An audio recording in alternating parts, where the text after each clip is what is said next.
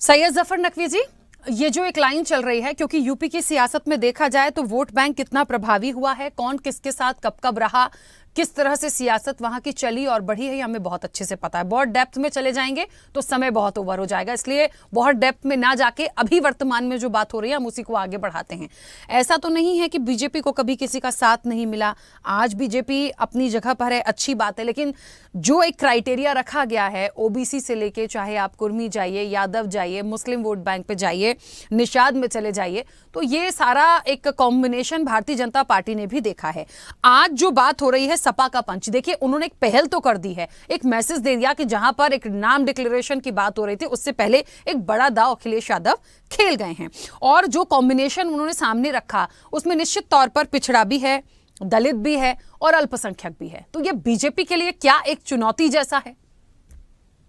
सबसे अच्छी बात है कि जो लिस्ट आई उसमें ये चीज स्पष्ट इन्होंने बता दिया कि ये परिवारवाद की पार्टी है, इसको पहले अपने परिवार को प्राथमिकता देनी। तो इसने सबसे पहले प्राथमिकता अपनी स्पष्ट कर दी समाज के बीच में कि ये परिवारवाद के ऊपर कभी नहीं निकलेगी। जो इनपे एक ठप्पा लगा हुआ है परिवारवाद का, तो ये कभी खत्म नहीं हो सकता। और रही बात प्रपंच की, तो जब ये हार जाते हैं तो इसको प्रपंच बता देते हैं। अभी बैलेट पेपर और ईवीएम और ईडी सीबीआई वगैरह बता रहे थे। अभी मऊ जब जीत गए थे तब ये सब प्रपंच नहीं हो रहा था, अब प्रपंच होने लगा कि 2024 में। और वास्तविक तौर पे जो इनकी गतिविधियां हैं वो देश हित में कभी नहीं है, ना समाज हित में है। ये पीडीए की बात, पीडीए शब्द मुंह से जरूर निकाल सकते हैं कि पिछड़े की बात करेंगे, दलित की बात करेंगे, अल्पसंख्यक की बात करेंगे, लेकिन वास्तविक तौर पर जब इनके पास सत्ता थी, जब इनके पास वो मौका था कि ये समाज हित के लिए कुछ कर सकते हैं, उस समय इनके पास ना कोई स्पष्टवादी सोच थी, ना समाज हित के लिए कोई सोच थी। और केवल इन्होंने समाजवादी पार्टी नाम होने से समाजवाद की बात नहीं की, इन्होंने केवल बात की देश में कैसे विध्वंसकारी सोचों को आगे बढ़ाना है।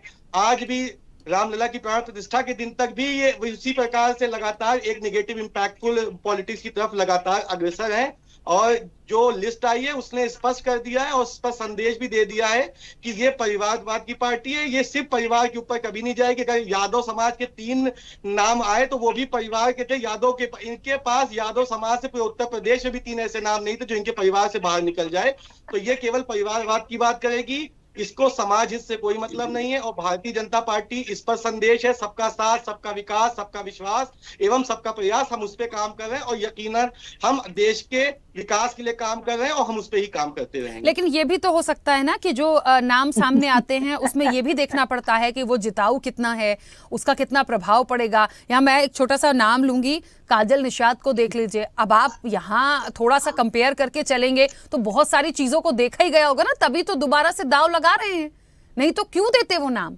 अब कल को हम उन्हीं के नाम पर लड़ ले कि नहीं ये क्यों, ये ऐसे नहीं, वो वैसे नहीं। अब जहां तक परिवारवाद की बात है, आपने कहा, अब सबसे पहला नाम मैं डिंपल का ही ले लूं, तो क्या वो डिजर्व नहीं करती हैं, आपको नहीं लगता? 6.5 लाख मतों से जीती थी डिंपल जी। तो डिंपल जी का नाम किसी एक व्यक्ति विशेष से जुड़ा है, इसलिए वो अब डिजर्विंग कैंडिडेट बन गए। नहीं तो समाजवादी पार्टी में क्या कार्यकर्ताओं की कमी है, लाठी डंडे कभी खाने के समय में क्या मतलब अक्षय यादव, धर्मेंद्र यादव डिजर्विंग नहीं है? क्या कहीं लाठी खाने के समय दिखी थी क्या? क्या कहीं वो लोग दिखते हैं जब समाजवादी पार्टी के नेता सो कॉल्ड एजेंडे में लाठियां खाते, तब ये बड़े बड़े नेता को कहीं नजर आते हैं क्या? ये डिजर्विंग इसलिए क्योंकि एक विशेष परिवार से इनका ताल्लुक है, इनका खानदानी ताल्लुक है, ये राजशाही वाली सोच से बाहर नहीं निकल पा रहे। तो इनका ये डिजर्विंग सिर्फ इसलिए है क्योंकि वो एक विशेष समाज से, एक विशेष परिवार से जुड़े हैं। तो ये वो राजनीति चल रही है यहाँ। चलिए, मैंने ये बात इसलिए रखी थी, नहीं चल पा रहा है, मैंने ये बात इसलिए रखी थी सैयद जाफर नकवी जी, क्योंकि जो पीडीए की लाइन पर चलने की बात हो रही है उसमें देखिए पिछड़े भी हैं, दलित भी हैं, अल्पसंख्यक भी हैं। और इसके पहले हम देखते थे तो एक वोट बैंक जो होता था बड़ा प्रभावी माना जाता था, वो आज भी होगा।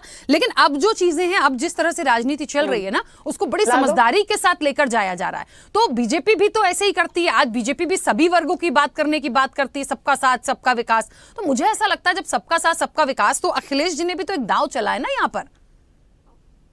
मैम, अखिलेश जी जब तक सकारात्मक सोच के साथ देश के बहुसंख्यक समाज की आस्था के साथ, देश की बहुसंख्यक समाज के धर्म के साथ, जब तक इनकी पार्टी के सो कॉल्ड बड़े बड़े नेता, राष्ट्रीय महासचिव, इस तरह के लोग जब तक सनातन पर प्रहार करेंगे, ना इनको देश स्वीकार करेगा, ना वो समाज स्वीकार करेगा। ये पीडीए बना ले या कुछ भी बना ले, इनको समाज ने अस्वीकार किया है और लगातार इनको हार इस चीज की द्योतक है कि तुमको समाज नकार रहा है। तुम किसी भी एजेंडे पे काम कर लो, समाज तुम्हें तभी एक्सेप्ट करेगा जब तुम समाज की बात करोगे, देश के बहुसंख्यक और अल्पसंख्यक को समान अधिकार की बात करोगे। इनका केवल एक मिशन है कि वो अपनी जाति विशेष पे राजनीति करनी है, परिवार विशेष पे राजनीति करनी है, और जिसका परिणाम लगातार इनको चुनाव में मिल रहा है और ठीक आने है। वाले समय में 2024 में भी मिलेगा। चलिए ठीक है।